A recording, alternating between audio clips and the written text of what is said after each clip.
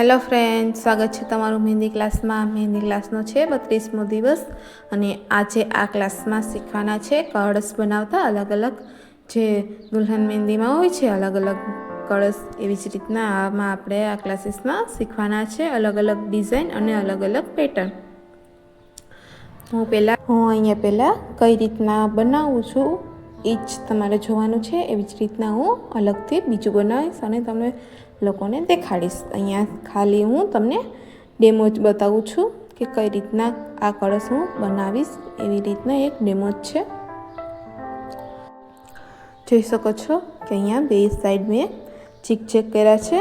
એવી જ રીતના હવે હું અહીંયા ચીક કરી અને કળશ બનાવીશ. જોઈ શકો છો કે મેં પહેલાં ચીક કર્યા છે. એમાં પણ જે વચ્ચેનો ગેપ છે તે વધારાનો છે, ઉપર નીચે ઓછો ગેપ છે. એવી રીતના ચીક કરવાના છે. જોઈ શકો છો કે વચ્ચેનો ભાગ ગેપ વધારે છે, મતલબ કે એનો અને નીચેનો ઉપરનો થોડોક નાનો ગેપ છે, એ નોટિસ કરવાનું છે. અને હવે અહીંયા હું નીચેથી લાઈન કરું છું. જોઈ શકો છો.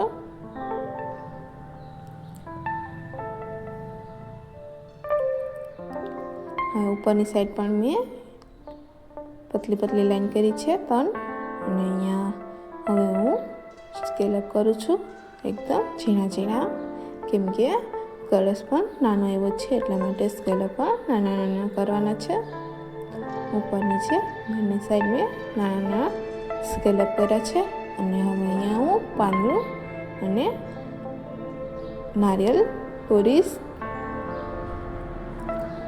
જોઈ શકો છો કે કેવી રીતના હું આ કરું છું. આમાં હું પાંદડાની સંખ્યા વધારે રાખીશ. આ છે નારિયેલ, તમે જોઈ શકો છો.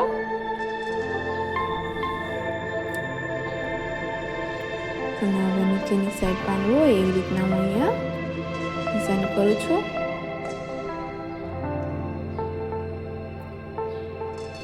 અને હવે અહીંયા પણ જગ્યા છે તે પ્રમાણે હું પાંદડું બનાવું છું.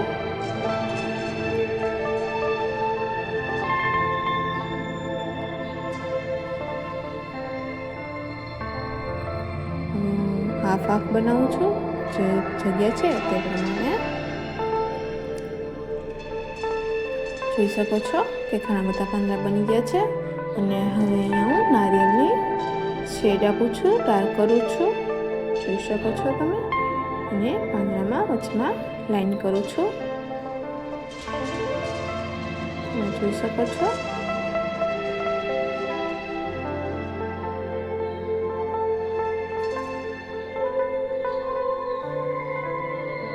અને હવે અહીંયા હું ડાર્ક કરું છું. બોર્ડર જોઈ શકો છો. એક પાંદડાની બોર્ડર બનાવું છું.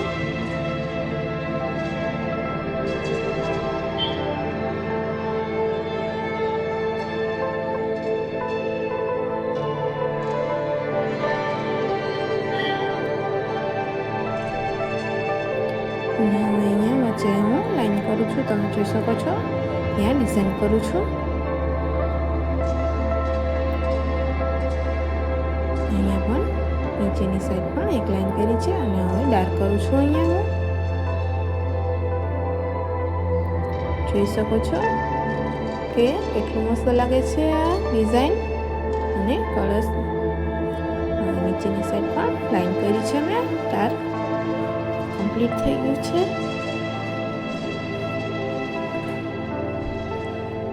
અહીંયા હવે હું બીજું બનાવું છું અલગ જ પેટર્ન. જોઈ શકો છો કે પહેલાં રાઉન્ડ કર્યો છે મેં.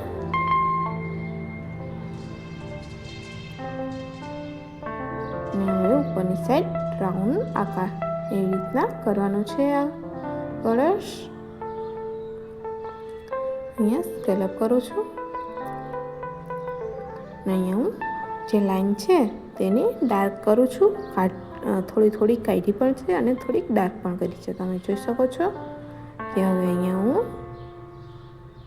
નારિયેલ અને પાંદડું દોરીશ. જોઈ શકો છો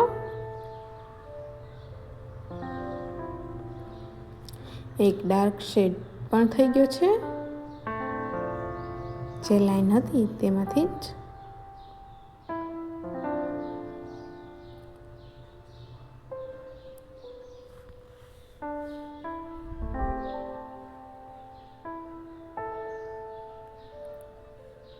હવે અહીંયા હું ડાર્ક કરું છું નારિયેલ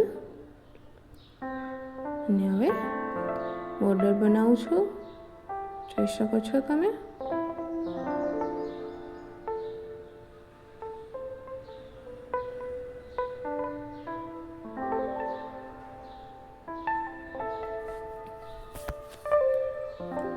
અહીંયા ડિઝાઇન કરું છું.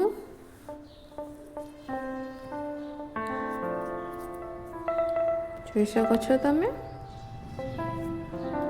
ડાર્ક કરું છું.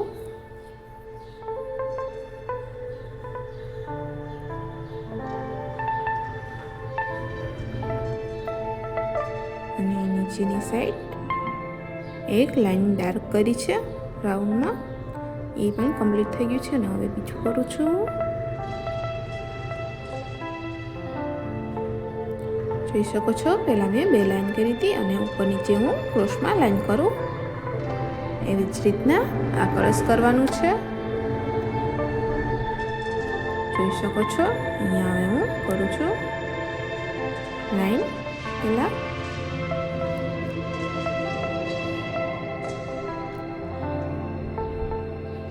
અને ક્રોસમાં લાઈન આવું કરું છું થોડી થોડી.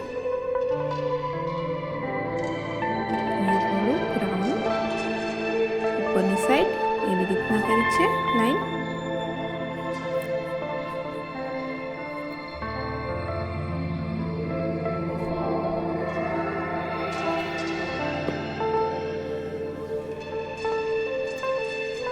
અહીંયા નીચેની સાઈડ ડાર્ક કર્યું છે અને હવે ઉપરની સાઈડ હું પાંદડા અને નારિયેળની ડિઝાઇન કરીશ. જોઈ શકો છો તમે.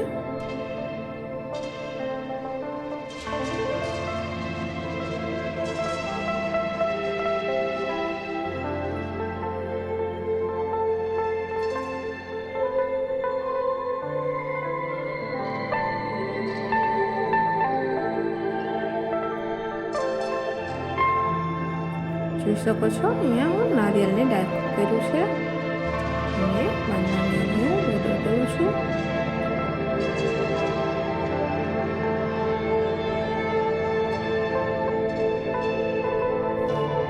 જોઈ શકો છો કે હવે હું અંદરની સાઈડ ડિઝાઇન કરું છું. અહીંયા સ્કેલપ કર્યા છે.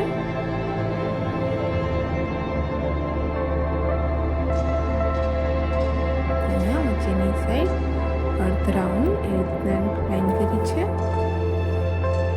અને પછી સ્કેલઅપ કર્યા છે અને હવે ડાર્ક કરું છું. તમે જોઈ શકો છો.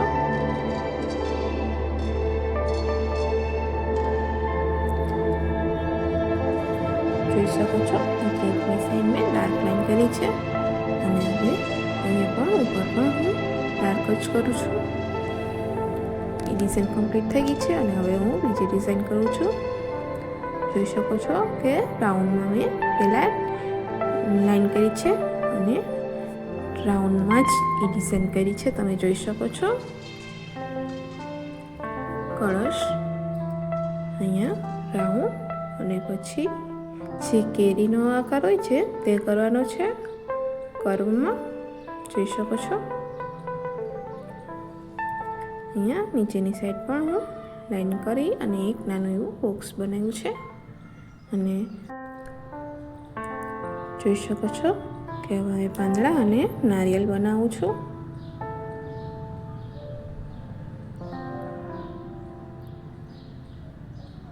હવે ડાર્ક કરું છું. તમે જોઈ શકો છો. ઉપરની સાઈડ નીચેની સાઈડ રાઉન્ડ કર્યું છે, મતલબ કે ઉપર અને વચમાં છે ઉપરની સાઈડ રાઉન્ડ કર્યું છે. એવી રીતના છે. જોઈ શકો છો તમે કે અહીંયા હવે ડાર્ક કરું છું નારિયેળ. જોઈ શકો છો બધા જમાં અલગ અલગ મેં નારિયેળ અને પાંદડાની ડિઝાઇન કરી છે અને આમાં પણ મેં અલગ જ રીતના કરી છે. અહીંયા ડાર્ક કરું છું અને બોર્ડર બનાવું છું.